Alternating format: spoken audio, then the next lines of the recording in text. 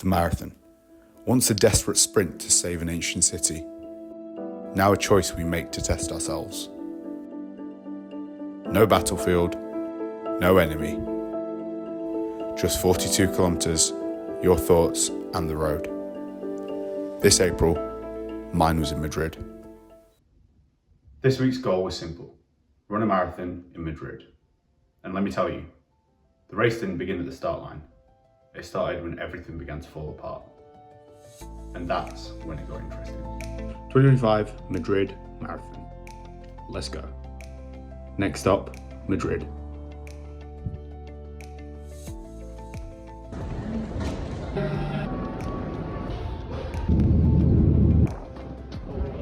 And now it's registration time. That's also the wall of fame balloons. Alright, let's go register. We've got the bib number. Bib number is secure. So, unsuccessful in switching the corals. Gonna have to just try and catch up with the pace there. It's not really possible, so I'm just pacing myself, which is fine. Kinda how it's like when you run normally, you have a pacer. So yeah. Let's see what else, what other kind of opportunities they've got, what freebies they've got. I've been around marathons for years, cheering from the sidelines, enjoying the atmosphere, the whole city comes together. We're watching, cheering on my friends as they crush their PBs and get their goals. I've always thought I could probably do one. Not because it's easy or because I'm some elite athlete. I'm really not. But because I really believe that anybody can run a marathon, and it's just a mental battle. A battle up here, and it's about how much are you willing to dig and fight to get over that line. It was about time that I kind of put my theory to the test, signed up for a race, laced up the boots, and went for it. So there I found myself, April 27th, in Madrid, ready to go. Okay, that's everything from the expo. Goodie bag, whole bunch of stuff, freebies, bib, loads of stuff. Now to go to the hotel and get some food. Just going for a little wander out of the hotel, and looks like we're here. I'm not sure if this is the beginning, the end. Looks like but we will be here, running down here tomorrow. There's a better view. There's definitely going to be the start. Pretty sure you head out down that way.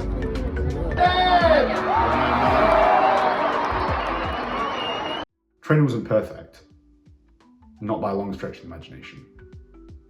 Some weeks I absolutely smashed it, got in 2 to 3 runs, feeling good, fresh, but a lot of weeks I was only able to get the 1. Things got in the way. Life commitments, social commitments, work commitments, family commitments. Things happen, and it sometimes can be hard to get in all your sessions exactly how you planned.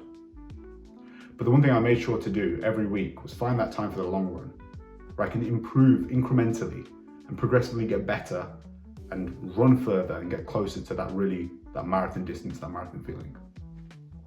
Some of these runs were fasted, and whilst most people are building up to a peak and then tapering off, my highest distance week actually ended up being the marathon week itself. But really none of that mattered, because I was still training towards this goal, still slightly improving every time. And most importantly, I was having fun. I love my long runs. I love the training blocks. And yes, it wasn't perfect preparation, but it was great.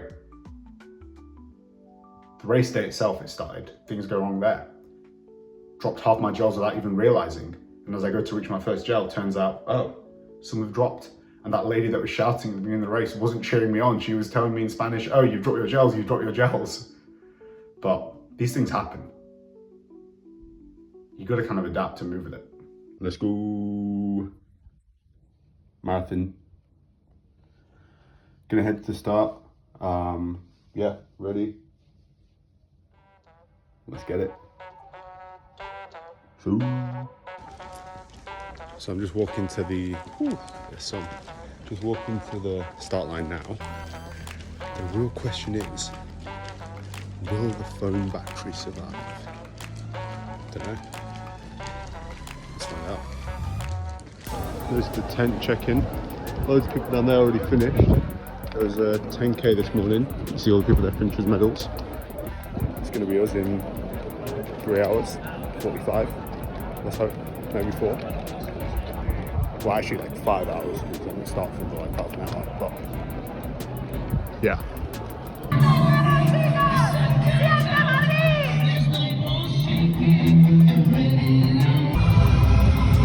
There's the start line.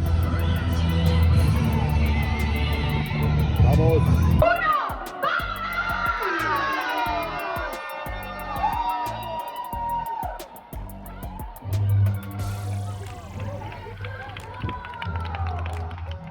Let's go! The first 25k was smooth. So good. Just entered a flow state, knocking off the kilometers, legs feel good, body feels good, energy's good, everything's great. It was weird, the first few K were going by and kilometers were passing by, you didn't even realize you've run past 2 or 3 tickets and you're like, where's the next, like where's kilometer 10? Oh, actually you see kilometer 12. I'm like, wow, that's great.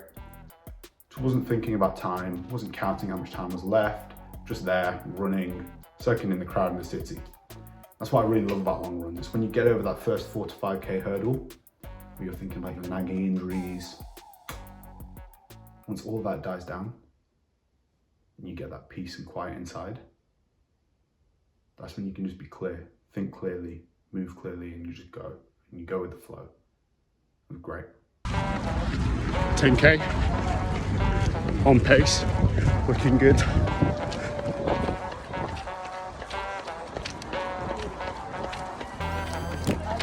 Let's keep going. We're just going to the half marathon phase. Currently on pace. Looking good, feeling good.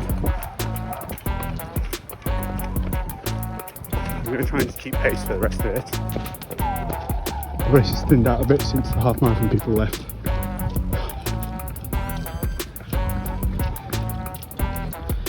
And the sun's come out a bit more, but it's fucking cold.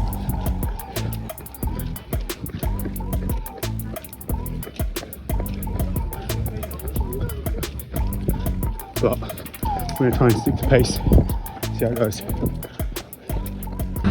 Less than 10k left, but a lot uphill now.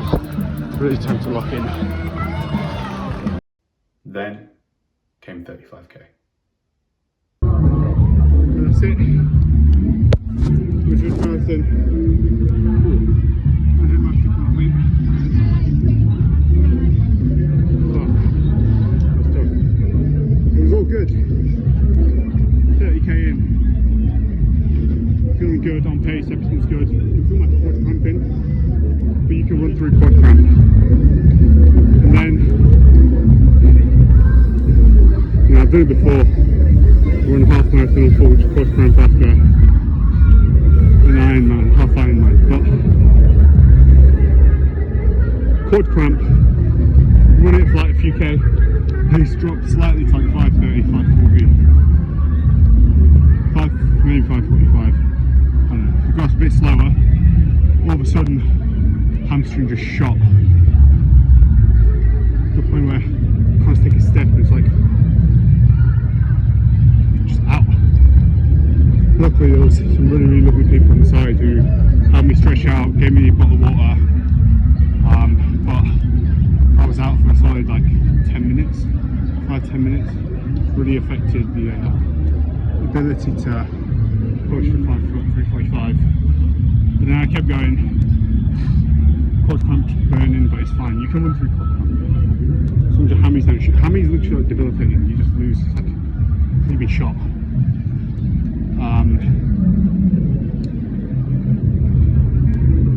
And then it kicked off again like 2 kilometers later at like kilometer 36, 37. So those last like 6k, 7k. Tough work. Pace had to drop all the way. You know, I was like, okay, if I can maintain 6s, I should be able to get my sub 4. And the second time it was like 5 minutes. After that, I was running like 7:20. So the only pace I could get to without cramping. And at the end, little push. It's got twinge on our way over the finish line, but it's good, we're done now. So yeah, really fun, good 30k, good 35k to be honest. Just the last set we walked tougher. It was good fun. Right, let's go. Done it, boys. Now time for a shower. You see, it didn't go all exactly to plan, but looking back, there were a few lessons that definitely landed. And whilst nothing was profound and it was, you know, stuff you've all heard before, when you experience it, it hits a bit different. Your perception is everything. When I was really thinking about the race, thinking about how much is left, thinking about the pain that I'm going to feel when I'm going up the hills, thinking about the cramp that I've got, everything felt a lot harder. But it was the times when I was just running, going with the flow, going with how it should be, locked in the zone. It was just smooth. Even though I was cramping, everything was going fine. But as soon as you snap out of it and make it seem worse than it actually is, that's when you start losing the mental battle. That's when it starts getting a lot tougher. So it's really just about staying grounded and staying focused in the moment about what's happening in front of you. Think of it in a good way, things will feel good. Let the negative thoughts creep in. And that's how the experience goes, it becomes more negative. Preparation is key, but acceptance is king. Could I have trained better? 100%. Could I feel better? Yes. Could I have hydrated better? Yes. Could I have prepared my gear and stretched better in the morning? Yes. I could have done a lot of things. Could I have slept better? Yes. But even if I'd done all of those things, the marathon will always find a way to test you. And that's where the real race starts. So as much as you think you might be able to prepare for something, there's always going to be something you can't do it for. And that's the real test. You can't prepare for the pain. You can't prepare for the hard time. So when it comes, you've got to accept it, embrace it, and just push through. Strangers can be your biggest support. I think that's one of the best things about a marathon. It brings out all the best in the city. Everyone's out, everyone's cheering you on. It's great, the atmosphere is unreal. The whole city comes together.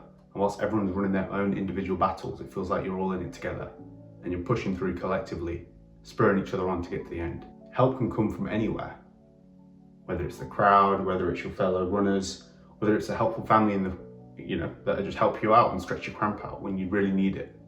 Had it not been for those guys, I probably wouldn't have finished the race. And had I not got that extra bit of motivation from the lady who told me, you're gonna have to walk this, I might not have finished that race. Lastly, but perhaps most importantly, there is always more left in the tank. As I was coming towards the end of that race, the last 300 meters and I could see the finish line, I got this burst of energy all of a sudden where I was able to run a bit faster.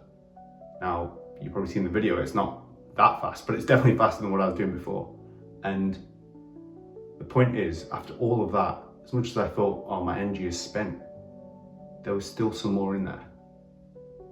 So just a reminder that when things get tough, just know that if you dig deep, push a little more, there'll always be a little bit left. Was that the perfect race? Did it go how I wanted? No. But I'll be back. I'll race again. Not just for another medal. Not just to beat my time, which of course I want to do, but to see who's going to be at the finish start line next time. Who's that guy who's going to be starting there? Are they going to be more present and able to control the mind through the race?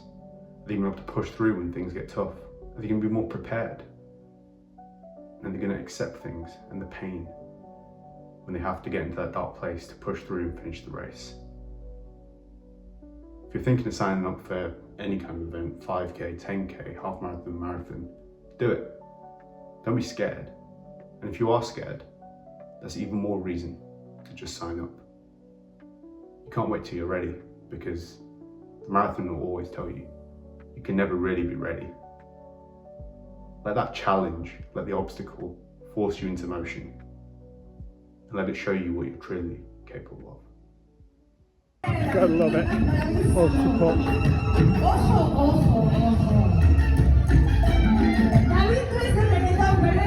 Come on. Oh, push. Oh, push.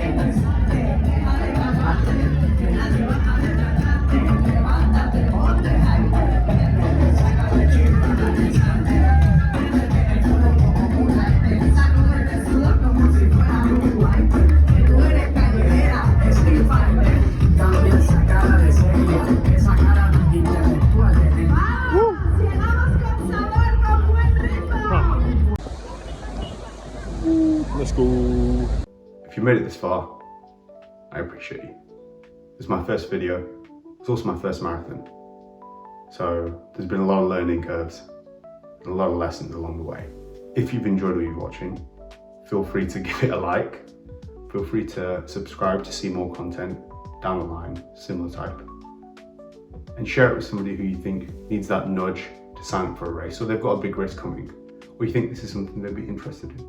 And finally, leave a comment for what the next big challenge you want to take on is. I want to hear all about it below.